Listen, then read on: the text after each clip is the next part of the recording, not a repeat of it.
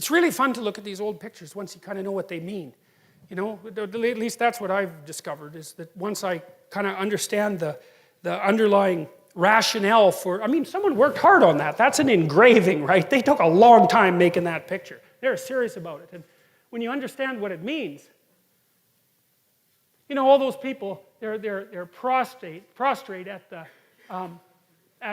revelation of the law. It's like, well, no wonder. It's like, break the law and see what happens. Break the universal moral law, man, and see what happens.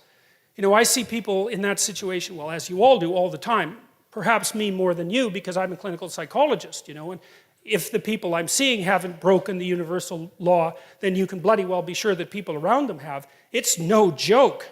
Like, you make a mistake and things will go seriously wrong for you. And so it's no wonder that you'd be terrified at the revelation of the structure that governs our being. One of the things that's so remarkable about the Old Testament, this is another thing Nietzsche commented on. He was a real admirer of the Old Testament, not so much of the New Testament. He thought it was a sin for Europe to have glued the New Testament onto the Old Testament, because he thought the Old Testament was a really accurate representation of the phenomenology of being. It's like, stay awake, speak properly, be honest, or watch the hell out, because things will come your way that you just do not want to see at all. And it might not just be you, it might be everyone you know and everything about your culture that is demolished for generation after generation. It's like, stay awake and be careful. And I think that people only don't believe that when they're being hubristic. And I think that most people know that deep in their hearts. You know, when you get high on your horse, that happens fairly often. If you have any sense, you think, geez, I better be careful and tap myself down a fair bit, because if I get too puffed up, man, something's going to come along and take me out at the knees. And everyone knows that. Pride comes before a fall. It's like, if you have any, that's why it says in the Old Testament that fear of God is the beginning of wisdom. It's like, I have never, in all my years as a clinical psychologist, and this is something that really does terrify me, I have never seen anyone ever get away with anything at all, even once. You know, there's that old idea that God has a book, you know, and keeps track of everything in heaven. It's like, okay, you know, maybe it's not a book. Fine. But that is a really useful thing to think about, because, well, maybe you disagree. Maybe you think people get away with things all the time. I tell you, I've never seen it. What I see instead is that thing happens, right? Someone twists the fabric of reality. And they do it successfully because it doesn't snap back at them that moment. And then like 2 years later, something unravels. And they get walloped and they think, oh my God, that's so unfair. And then we track it. It's like, well, what happened before that? This. Well, and then what? This. And then what? This. And then what? Oh, this. Oh, that's where it went wrong. It's, yeah, because you can't twist the fabric of reality without having it snap back. It doesn't work that way, and why would it? Because what are you going to do? Twist the fabric of reality? I don't think so. I think it's bigger than you. You know, and I think that one of the things that really tempts people is the idea that, well, I can get away with it. It's like, yeah, you try. You see how well that works. It's like you get away with nothing. And that is the beginning of wisdom. And it's something that deeply terrifies me. And, you know, ever since last September, when I came to more like broader public attention, one of the things, I've been terrified of making a mistake, because I certainly know I'm more than capable of making a mistake. And thank God so far, either I haven't made one or no one's found out about it. So, but it's like, you know, we walk on a very thin and narrow edge. And we're very lucky when things aren't degenerating into chaos around us or rapidly moving to far too much order. And it's not an easy thing to stay on that line. And you can tell when you're on that line, because things are deeply meaningful and engaging when you're on that line.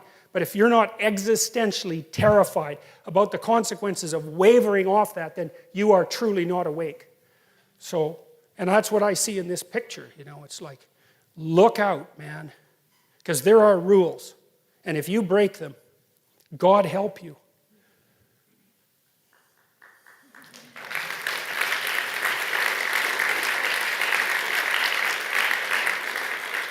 So one of the things that seems to me the case with regard, I mentioned this in the question period a bit last time, is that one of the things that seems to be actually one of the advantages to gluing the New Testament onto the Old Testament is the idea of a transformation in morality that is analogous to the Piagetian idea that after you learn to play by the rules, you can learn to make the rules, because I think that's actually what happens to some degree in the transition between the Old Testament and the New Testament. Because in the Old Testament, most morality is prohibition. Here are things you shouldn't do. It's like, fair enough. And that's a lot of what you do with your kids. Don't do this, don't do this, don't.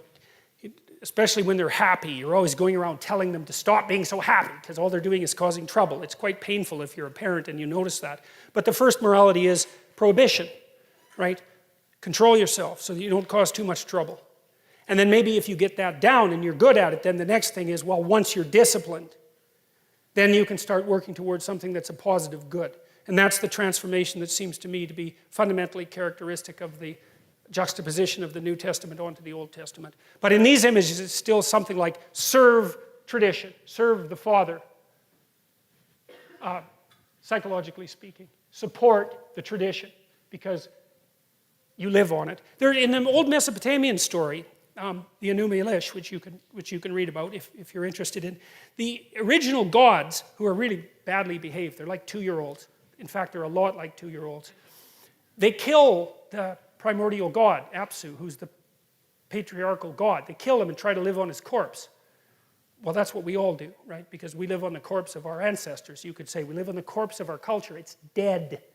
And that's not a great place to live, so you have to keep revivifying it so the damn thing, stays active and awake. You stay on the corpse for too long, and then the devil or the demon of chaos comes back, and that's what happens in the Mesopotamian story. It's like, don't be thinking that you can stay on the corpse of your ancestors for too long without contributing to the revivification of the system. Because the chaos that all of that holds at bay will definitely come and visit you. And you see that in stories like The Hobbit. Hobbits, they're nice, they like to eat, they're kind of fat, they're short, they're not very bright, they're hubristic. They have no idea what's out there in the broader world. They're protected, if you remember, by the Striders, who are the sons of great kings, who look like tramps. They have nothing but contempt for them. They patrol the borders and keep the bloody hobbits safe. But out there in the periphery, all hell is brewing and chaos is generating and forming. And that's an archetypal story, and that's why people like that story so much. Because that's exactly right. Like, we're the hobbits, and we are protected from chaos by the spirits of our dead ancestors. And we're too damn stupid to know it. And we think, oh, well, we don't need them anymore. And that, to me, that's postmodernism. That's what the bloody universities are doing with the humanities. It's absolutely appalling.